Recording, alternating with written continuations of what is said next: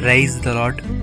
ప్రతిరోజు అనుదిన వాక్యం ద్వారా మీరెంతగానో బలపడుతున్నారని నేను ఆశిస్తున్నాను. అలాగే మీరు కనుక మన యూట్యూబ్ ఛానల్ని క్రొత్తగా వీక్షిస్తున్నట్లయితే మన యూట్యూబ్ ఛానల్ని సబ్స్క్రైబ్ చేయండి, ఇతరులకు షేర్ చేయండి.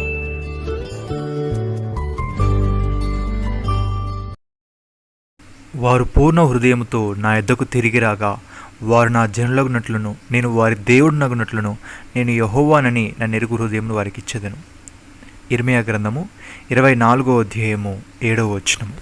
ప్రియమైన సహోదరి సహోదరులారా, యెహోవా మీకు దొరుకు కాలమునందు ఆయనను వెతుకుడి, ఆయన సమీపంలో ఉండగా ఆయనను వేడుకొనుడి. భక్తిహీనులు తమ మార్గమును విడువలను, దుష్టులు తమ తలంపులను మానవలను. వారు యెహోవా వైపు తిరిగినెడల ఆయన వారి యందు జాలిపడును, వారు మన దేవుని వైపు తిరిగినెడల ఆయన బహుగా క్షమించెను. నా తలంపులు మీ తలంపులు వంటివి కావు, మీ త్రోవలు నా త్రోవల వంటివి కావు. ఇదే యెహోవాకు.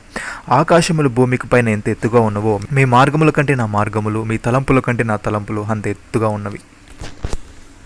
సహోదరి సహోదరులారా, లోబడుటకు దేనికి మిమ్మల్ని మీరు దాసులుగా అప్పగించుకుందరో అది చావు నిమిత్తముగా పాపమునకే గాని, నీతి నిమిత్తముగా విధేయతకే గాని దేనికి మీరు లోబడుదురో దానికే దాసులగుదరని మీరు ఎరుగరా?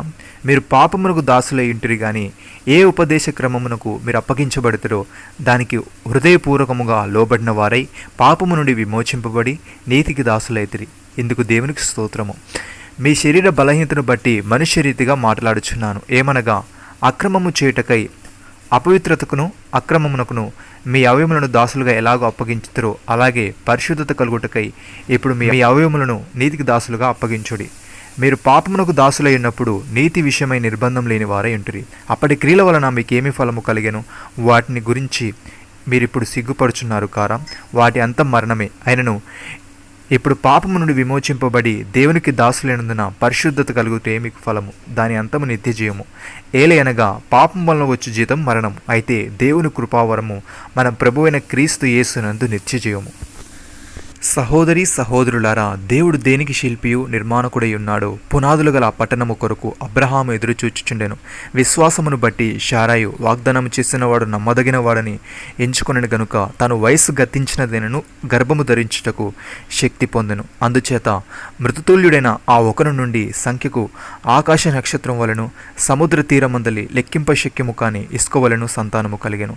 వీరందరూ ఆ వాగ్దాన ఫలము అనుభవించకపోయినను దూరం నుండి చూచి వందనము చేసి తాము భూమి మీద పరదేశులమును యాత్రికులమై ఉన్నామని ఒప్పుకొని విశ్వాసం గలవారే మృతి నొందిరి. ఇలా చెప్పువారు తమ స్వదేశమును వెదుకుచున్నామని విషదపరచుచున్నవారు కారా? వారు ఏ దేశం నుండి వచ్చారో ఆ దేశమును జ్ఞాపకముందుంచుకునేలా మరలా వెలుటకు వారికి వీలు కలిగి ఉండెను. అయితే వారు మరి శ్రేష్టమైన దేశమును అనగా పరలోక సంబంధమైన దేశమును కోరుచున్నారు. అందుచేత తాను వారి దేవుడిని అనిపించుటకు దేవుడు వారిని గూర్చి సిగ్గుపడు. ఎలయనగా ఆయన వారి కొరకు ఒక పట్టణం సిద్ధము చేసి ఉన్నాడు.